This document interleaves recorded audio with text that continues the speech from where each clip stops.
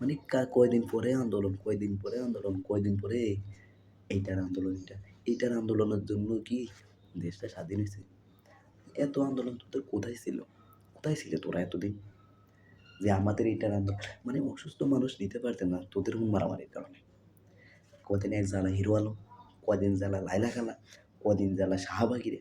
মানে শাহবাগীদের রিক্সা চালক ধরে বেলটায় বললো এরপরে বুড়ারা দড়ি যেতে যায় সব আন্দোলন। মানে সরকারি চাকরি এরপরে শেষ পর্যন্ত ডাক্তারের নার্সরা ওই জন্য আন্দোলন করে। শিক্ষকরা আন্দোলন এমন আন্দোলন করতেও শেষ পর্যায়ে যারা সিঙ্গেল আছে এই 20 থেকে 30 বছর বয়স চলতেছে যারা বিয়ে করতে পারেনি এখন শাহবাগীরা আন্দোলন করতে হবে যে আমরা ভোট চাই, আমরা ভোট চাই।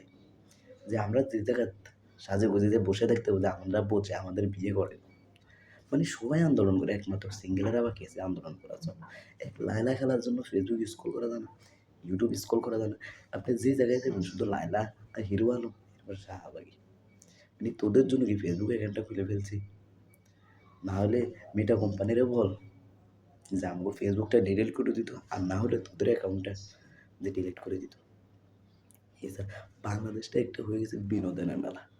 মানে আপনার ফেসবুকটা স্ক্রল করলে বিনোদন, ইউটিউবটা স্ক্রল করলে বিনোদন। মানে একমাত্র সোশ্যাল মিডিয়াতে বাইরে থাকলে আপনি কিছুটা শান্তি পাবেন, না হলে ফেসবুকে কখনোই শান্তি পাবেন। এই লায়লা খেলা লায়লা কুচি ফোলানো শুরু করেছে।